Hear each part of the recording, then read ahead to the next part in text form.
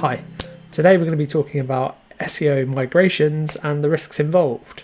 No migration is ever the same. Some are really complex and have challenges around changing structure or changing technology in order to improve things like page speed or user experience. Others are really straightforward. It could be that your brand is renaming, you could be replatforming to a new CMS, and that might have implications. You might be merging multiple sites into one, or any combination of the above. In simplest terms, though, if you change a URL, you are in essence migrating it. But the key thing really is that you don't forget that you're not just doing this for search engines, you're going to have impact on existing customer journeys as well. So always keep that in mind. Migrations require expert planning and attention and need to have SEO embedded in the process from the kind of very beginning. This will include activities like performance benchmarking, so you can track what's happening pre and post migration, technical SEO considerations around things like technology, JavaScript implementation, etc. All those things that can affect crawlability of your website. Redirects, that's a fairly big undertaking depending on the project scope, but in essence, if you're changing subfolders, you need to be able to map out where a URL once lived versus where it's going to live, so that traffic can get redirected there, and search engine traffic as well, so they know where something was versus where it will be. And that, if you think about it in terms of e-commerce, for example, on a large site, can have a huge impact on the length of the project, making sure that you get that right. Because worst case scenario, catastrophic traffic loss is really what you're looking at with a poor migration.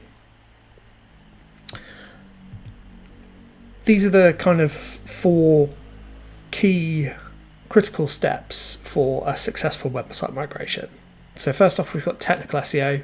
So that's requirements that you might feed into the dev team about removing any legacy issues, or we call it technical debt, things that impeded your previous performance on your old site. So kind of removing the bad and starting afresh. And next is redirect mapping, which we've just touched on, but it can be a fairly labor-intensive task depending on the kind of changes you might be making to your site structure and hierarchy. Next, we've got the risk assessment for content changes. That's measuring which pages are the most important for you and your users. Making sure that you're protecting the key pages on your website that drive traffic, convert, and are really important to user journeys.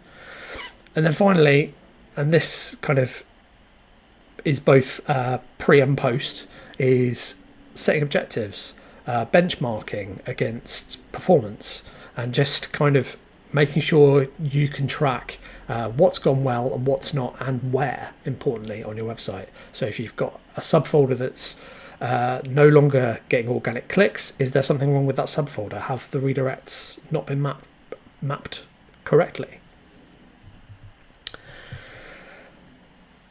This all goes to kind of protect the present, but one thing that is really important to consider around migrations is the impact on the future. And that might mean things such as the expensive ramifications of not including something around sort of international growth, for example. Being able to implement hreflang is a complex thing, or it can be really complex, and if you haven't thought about it early on in your migration, you may find that your new technology is not able to support some of those kind of longer term business goals. So it's really important to try and think as far in the future as possible to avoid those kind of unnecessary challenges. Following SEO best practice is really, really important for migrations. As we've said, they can lead to catastrophic traffic loss if not correctly kind of planned and thought out.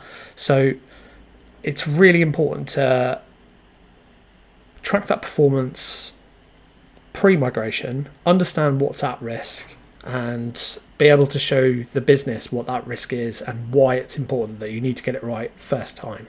Because that's the really important part, is if you don't get it right first time, you can run the risk of losing really, really valuable traffic that can take a long time to recover from. We've seen sites that have come to us post-migration where things haven't gone to plan, and it's taken 6 months plus to kind of get them back into good rankings with their website being crawled correctly, and kind of weeding out issues and technical debt on their new site. So really important. Here's just an example of what a successful outcome might look like versus an unsuccessful one. And there's always going to be risk involved with a migration. The key thing is to try and mitigate as much of that risk as possible, understanding the known unknowns, if you will. So finally, just to wrap up, SEO migration is not just a technical process, but a strategic one that kind of can really impact your site's performance and revenue. By integrating it from the start, though, understanding and mitigating risks and following best practices, you can ensure a smoother migration and avoid loads of headaches in the future. Hope that's been helpful. Thank you for joining us. If you'd like any help with planning your migration, or you need help recovering from one that hasn't gone to plan, do reach out. Thanks.